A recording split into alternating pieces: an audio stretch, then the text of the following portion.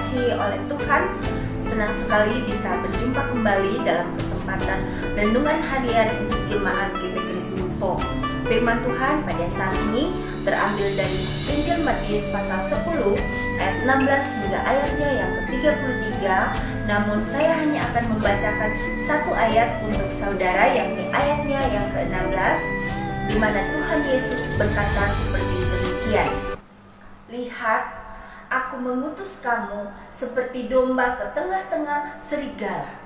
Sebab itu hendaklah kamu cerdik seperti ular dan tulus seperti merpati.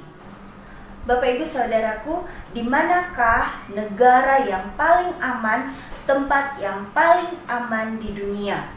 Sebuah survei yang dilakukan oleh Global Place Index pada tahun yang lalu menetapkan ada 15 negara sebagai negara tempat teraman untuk ditinggali.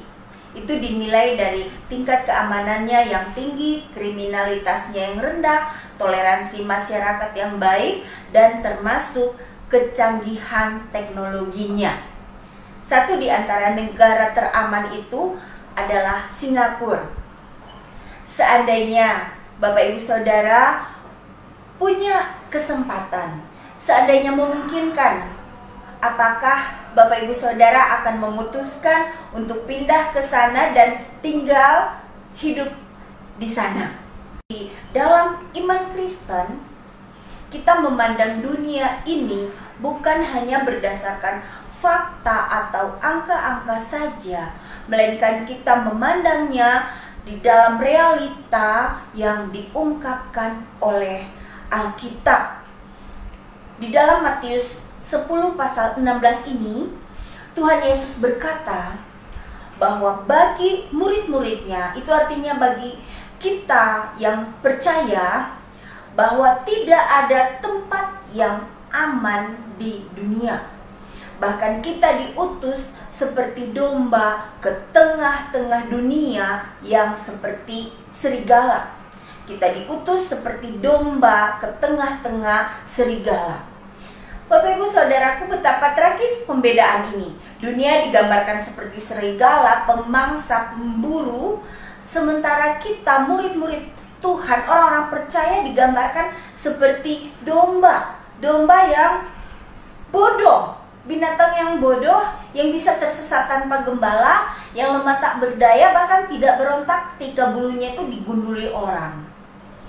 Bapak Ibu Saudaraku, tentu saja Tuhan mengungkapkan ini bukan untuk menakut-nakuti, melainkan supaya kita supaya kita sadar bahwa di balik tindakan kejahatan dan ketidakadilan di dunia, ada satu peran iblis di dalamnya, yaitu dengan satu tujuan, untuk menjatuhkan iman dan kesetiaan kita kepada Tuhan Yesus. Oleh karena itu kita harus waspada. Bahkan bukan hanya itu saja, di tengah ketidakberdayaan kita yang seperti domba ini, Tuhan memanggil kita, memberikan kita tugas yang mulia, yaitu untuk membagikan kebenaran, menyatakan apa yang salah sebagai salah, dan menyatakan apa yang benar sebagai benar, menyatakan apa yang mulia sebagai mulia, dan menyatakan apa yang dosa sebagai dosa. Celakalah orang yang lalu memutar kebenaran, seperti menyatakan bahwa dosa itu mulia. Contohnya, menyatakan bahwa selingkuh itu keren, setia itu ketinggalan zaman, atau menyatakan bahwa judi itu refreshing, atau judi itu bikin kayo, atau menyatakan minum itu bikin percaya diri, atau menyatakan bahwa orang yang minum itu gak munafik. Padahal jelas bahwa semua itu adalah dosa yang membawa orang pada kehancuran, bukan pada kemuliaan. Bapak Ibu Saudaraku yang diberkati oleh Tuhan, Tuhan Yesus mau kita sebagai orang Kristen, sebagai murid-muridnya, rela di dalam membagikan kebenaran dan berani di dalam memperingati. Sekalipun karena itu kita malah dibenci, dikucilkan, dipandang aneh, tidak setia kawan, bahkan mungkin dibanting meja karena peringatan-peringatan kita.